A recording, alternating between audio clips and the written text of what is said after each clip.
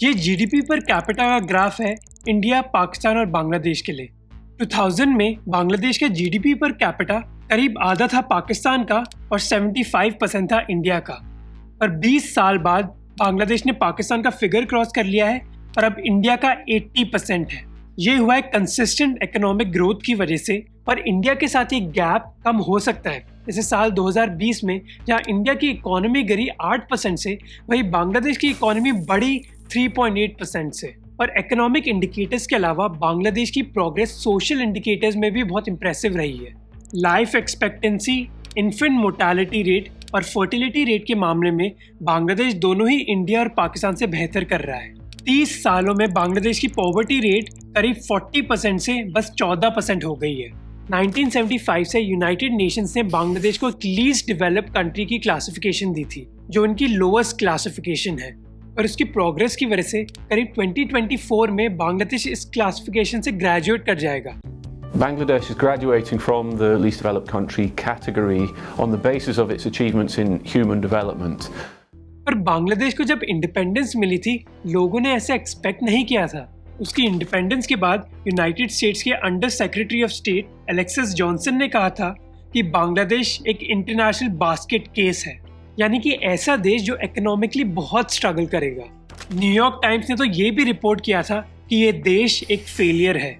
कई एक्सपर्ट्स मानते थे कि ऐसा देश जिसकी इतनी ज़्यादा पॉपुलेशन है, जिसकी ना कोई नेचुरल रिसोर्सेज है और वो कई सूखे से भी गुजर चुका है, वो कैसे डेवलप कर पाएगा।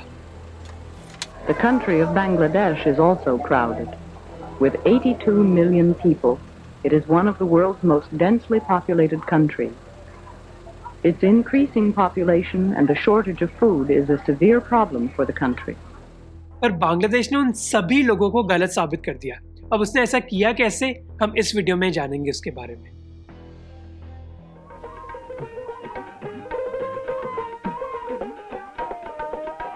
बांग्लादेश को पाकिस्तान से इंडिपेंडेंस मिली थी 1971 में, जब मुक्ति बाहिनी, जो एक बांग्लादेशी आर्म ग्रुप था, उसने एक बड़ा किरदार निभाया था। और ये संभव हुआ था इंडिया के सपोर्ट से। क्योंकि बांग्लादेश की स्थापना बहुत वायलेंस से हुई थी, इसलिए इंडिपेंडेंस के बाद उनके नागरिक की बेसिक मांग भी पूरी करना मुश्किल हो गया था सरकार के लिए। इसके अलावा 1974 में उधर एक सूखा पड़ गया था, जिसकी वजह से कुछ एस्टिमेट्स के हिसाब से 15 लाख लोगों की मौत हो गई थी। इसके अलावा वायलेंस की वजह से करीब 1 करोड़ बांग्लादेशी को इंडिया में शरण लेनी पड़ी। In this camp near Calcutta, over 2.5 million had to be fed every day. The mere distribution of food was no ordinary problem. Several organizations, Indian and international, worked ceaselessly to feed multitudes of people. इसके अलावा political instability और military कूज की वजह से economic growth और मुश्किल हो गई और देश में गरीबी फैलने लगी।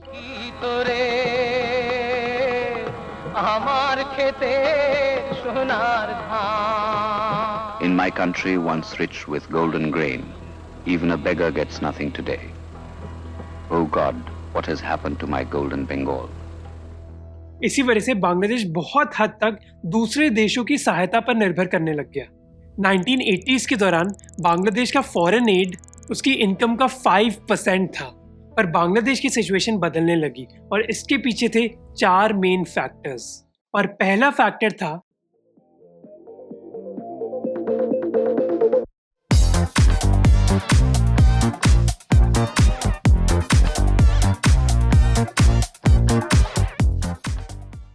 बांग्लादेश ने वही तरकीब अपनाई जो कई और एशियन देशों ने अपनाई थी पहले। वो थी लो स्किल मैन्युफैक्चरिंग, स्पेशली कपड़ों की मैन्युफैक्चरिंग। अगर आप दुनिया की बेस्ट शॉपिंग जगहों में जाओगे और उधर से कपड़े उठाओगे, तो अच्छी संभावना है कि आपको एक मेड इन बांग्लादेश कपड़ा दिखेगा। बांग्लादेश दुनिया का 2nd सबसे बड़ा एक्सपोर्टर है कपड़ों का। बांग्लादेश की गवर्नमेंट एसोसिएशन के हिसाब से देश की 10% से ज्यादा जीडीपी का शेयर इस इंडस्ट्री को जाता है। और 1980s में ये इंडस्ट्री ऑलमोस्ट ना के बराबर थी, पर करीब 30 सालों में गारमेंट फैक्ट्रीज की संख्या 384 से 4000 से ज्यादा तक बढ़ गई है। ये इंडस्ट्री डायरेक्टली करीब 40 लाख लोगों को नौकरी देती है और इनडायरेक्टली करीब 1 करोड़ लोगों को। और करीब 80% लोग जो इस इंडस्ट्री में काम कर रहे हैं वो महिलाएं हैं।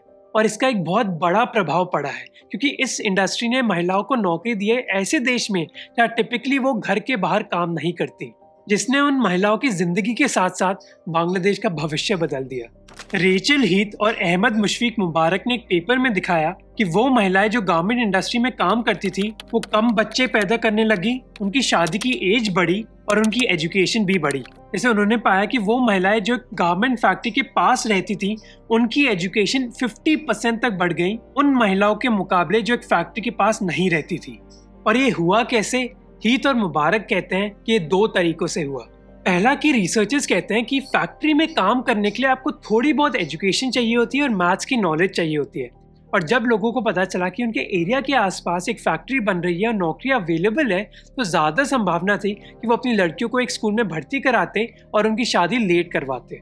दूसरा तरीका था कि जो लड़कियां ऑलरेडी फैक्ट्री में काम कर रही हैं वो अपना पैसा घर वापस भेजती। अब क्योंकि परिवार में ज़्यादा पैसा था, इसी वजह से ज़्यादा संभावना थी कि वो अपनी दूसरी लड़कियों को भी एजुकेशन देते। गारमेंट इंडस्ट्री का फायदा बस उन महिलाओं को ही नहीं मिला जो इस इंडस्ट्री में काम कर रही थी, बल्कि बांग्लादेश की कई महिलाओं को मिला। जैसे वर्ल्ड बैंक ने दिखाया कि गारमेंट इंडस्ट्री ने फीमेल मेल वेज गैप को कम कर दिया, यानी कि जो अंतर होता है मर्दों और महिलाओं की मजदूरी के बीच सेम जॉब के लिए। और बांग्लादेश में विमेन एम्पावरमेंट करने का एक मेजर जरिया था फाइनेंशियल फ्रीडम, यानी कि महिलाएं खुद कंट्रोल कर सकती थी कि वो अपना पैसा कहाँ इन्वेस्ट करती। और इस पैसे को इन्वेस्ट करने के लिए उन्होंने कई ट्रेडिशनल सोर्सेज यूज करी, जिसमें से एक मेजर एसेट क्लास है जो एक ऐसा एसेट है जो आज भी रेलेवेंट है।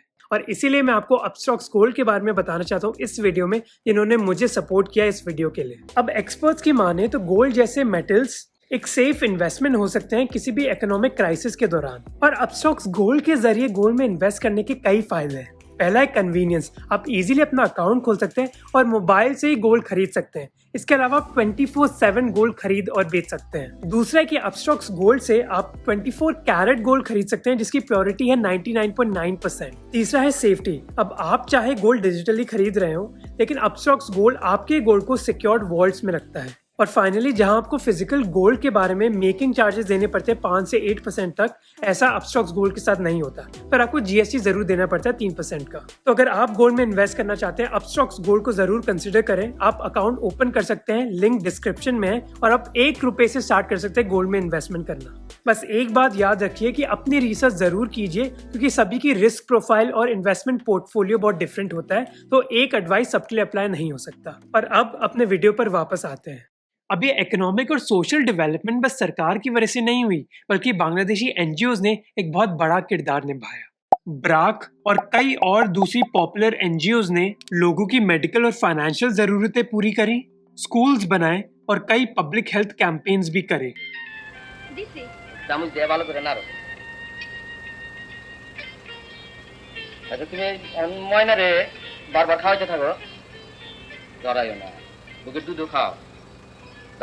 লগে লগে স্যালাইন খাওয়াইলে সব ঠিক হয়ে যাবে, আল্লাহ ভরসা, কোনো চিন্তা নাই। और अरविंद सुब्रमण्यन जो इंडिया के एक्स चीफ इकोनॉमिक एडवाइजर थे, उन्होंने बांग्लादेश की इस डेवलपमेंट को अनोखा बताया है।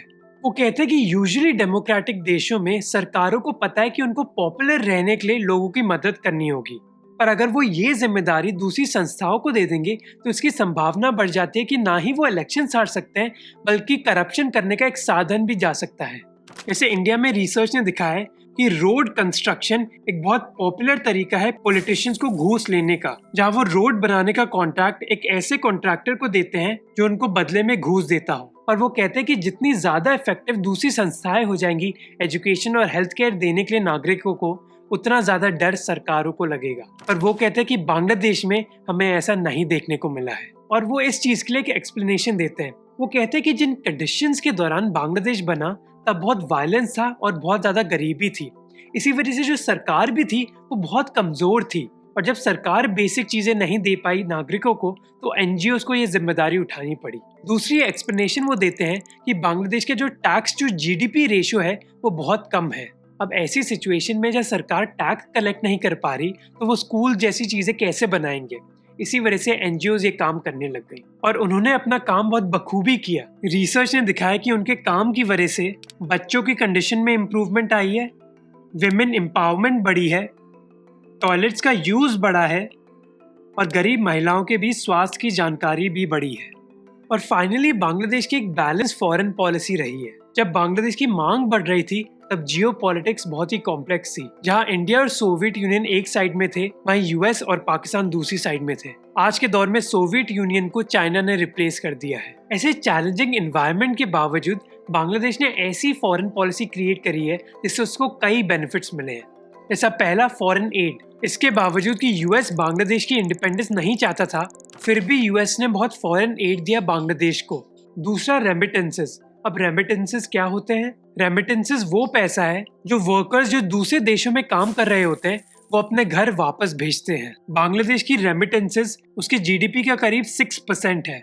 आधे से ज्यादा रेमिटेंसेस ये मिडिल ईस्ट देशों से आते हैं, जहां Bangladeshi construction workers, cooks, drivers, tailors, waiters और सेल्स पर्सन जैसी जॉब्स करते हैं। और एक वर्ल्ड बैंक रिपोर्ट ने पाया कि ऐसे घरों में जहां एक सदस्य एक फॉरेन देश में काम कर रहा है, उनकी ज्यादा इनकम भी है और सेविंग्स भी। शायद क्योंकि ये परिवार रेमिटेंस का पैसा प्रोडक्टिव चीजों में खर्च करते हैं, जैसे खाना, जमीन खरीदना और लोन वापस देना। और रिसर्च ने दिखाया कि इन रेमिटेंसेस का एक पॉजिटिव इम्पैक्ट पड़ा है बांग्लादेश की इकोनॉमी पर। तीसरा, कि अपनी फॉरेन पॉलिसी की वजह से बांग्लादेश के लिए आसान हो गया था अपने कपड़े या फिर दूसरे प्रोडक्ट्स बेचना कई अमीर देशों में, और उन्होंने अवॉइड किया जिसको कई इकोनॉमिस्ट कहते हैं एड कर्स, यानी कि वो देश जिनको बहुत ज़्यादा फॉरेन एड मिलता है, यानी कि दूसरे देशों से सहायता मिलती है, उनकी एक्चुअली इकोनॉमी डेवलप नहीं कर पाती, क्योंकि कई बार देश ऐसे फॉरेन एड में बहुत ज़्यादा निर्भर करने लग जाते हैं और कई बार करप्शन भी देखा जाता है इन चीज़ों में। अरविंद सुब्रमण्यन और रघुराम राजन ने एक रिसर्च पेपर में दिखाया कि फॉरेन एड एक्चुअली एक देश के मैन्युफैक्चरिंग सेक्टर को बिगाड़ सकता है, क्योंकि वो उनके एक्सचेंज रेट को और मजबूत कर देता है, जिसकी वजह से एक्सपोर्ट करना मुश्किल हो जाता है। पर बांग्लादेश इस फॉरेन एड कर्ज से नहीं गुजरा, और सुब्रमण्यन कहते हैं कि इसके पीछे एक मेजर कारण था कि बांग्लादेश को फॉरेन मार्केट्स में एक्सेस मिल गई थी। अब इसका मतलब क्या है? यूजुअली जब एक देश एक दूसरे देश को एक्सपोर्ट करता है तो उन चीजों पर एक ड्यूटी लगती है, और उस ड्यूटी की वजह से ऐसी चीजें ज्यादा एक्सपेंसिव हो जाती हैं, इस वजह से कंज्यूमर्स ऐसी चीजों को नहीं खरीदते। पर ट्रेड अग्रीमेंट्स के जरिए कई अमीर देश ऐसी ड्यूटीज को हटा देते हैं उन प्रोडक्ट से जो गरीब देशों से आते हैं, और बांग्लादेश के साथ भी ऐसा ही हुआ है। कुछ ही सालों में बांग्लादेश ने बहुत प्रोग्रेस करी है, पर इसका मतलब ये नहीं है कि जो सेम फॉर्मूला बांग्लादेश यूज कर रहा है वो इफेक्टिव रहेगा भविष्य में भी। ऐसे कई लोगों ने चेतावनी दी है कि बांग्लादेश कुछ ज्यादा ही निर्भर है अपनी गारमेंट इंडस्ट्री में। इसी वजह से अगर कोविड जैसा इवेंट होता है जहां लोग कपड़े ज़्यादा नहीं खरीदते और एक्सपोर्ट करना मुश्किल हो जाता है, तो गारमेंट इंडस्ट्री को तो नुकसान झेलना ही पड़ता है, बल्कि पूरी इकोनॉमी को भी झेलना पड़ता है। बांग्लादेश के करीब 80% एक्सपोर्ट्स गारमेंट से आते हैं, जो बहुत ज़्यादा हाई है। इसी वजह से कई एक्सपर्ट्स ने कहा है कि बांग्लादेश को दूसरी इंडस्ट्रीज को भी प्रमोट करना होगा। और कोविड अकेला कारण नहीं है। बांग्लादेश को जो ड्यूटी फ्री एक्सेस मिल रही थी अमीर देशों में, वो खत्म होने वाली है, क्योंकि बांग्लादेश को वो एक्सेस मिल रही थी क्योंकि वो एक लीस्ट डेवलप कंट्री थी।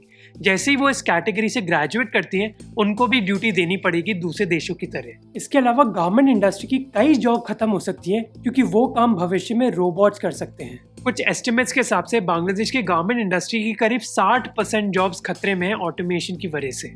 इसके अलावा कई लोगों को इस इंडस्ट्री में बहुत कम मजदूरी मिलती है और वो बहुत अनसेफ जगहों में काम कर रहे हैं। ये हम में से कई लोगों के लिए ऑब्वियस हुआ था 2013 में। It was pure chaos. A giant plaza with a market and several clothing factories inside. जब एक बिल्डिंग जहां कई गारमेंट फैक्ट्रीज थी वो कोलैप्स कर गई थी और 1000 से ज्यादा लोगों की मौत हो गई थी। अब उस इंसिडेंट के बाद बहुत इंप्रूवमेंट जरूर आई है, पर अभी भी कई गारमेंट वर्कर्स की हालत बहुत खराब है। इकोनॉमिक चैलेंजेस के अलावा बांग्लादेश अभी 2 और चैलेंजेस से गुजर रहा है। जहां बांग्लादेश की इकोनॉमी बढ़ी है, वहीं पॉलिटिकल फ्रीडम देश में कम हुआ है। कई जर्नलिस्ट, एक्टिविस्ट और पॉलिटिकल लीडर्स को धमकी दी गई है, जेल किया गया है और कुछ को तो मारा भी है। अब ऐसे सरकारी कंट्रोल के बावजूद शॉर्ट टर्म में तो बांग्लादेश ग्रो कर सकता है, पर लॉन्ग टर्म में ऐसा करना बहुत मुश्किल हो जाएगा। और लास्ट चैलेंज, जो शायद बांग्लादेश का सबसे बड़ा चैलेंज है, वो है क्लाइमेट चेंज का।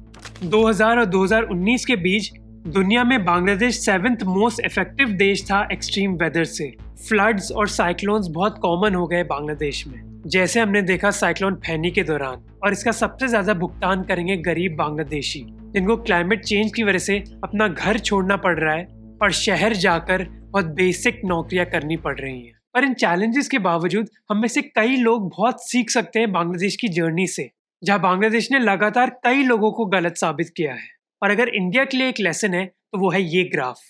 जहाँ बांग्लादेश में ज़्यादा महिलाएं वर्कफोर्स को एंटर कर रही है, इंडिया में ऑपोजिट हो रहा है। और इस मुद्दे के बारे में हमने अपने रीसेंट वीडियोस में बात भी करी थी। अगर आपने वो वीडियोस नहीं देखी तो उनको ज़रूर देखिए, लिंक डिस्क्रिप्शन में है। अगर इंडिया को अपनी इकोनॉमिक डेवलपमेंट इंप्रूव करनी है तो ज़्यादा भारतीय महिलाओं को फॉर्मल इकोनॉमी में आना होगा, और अगर ऐसा हुआ तो हम इंडिया के ग्राफ में भी बहुत बढ़ोतरी देख सकते हैं।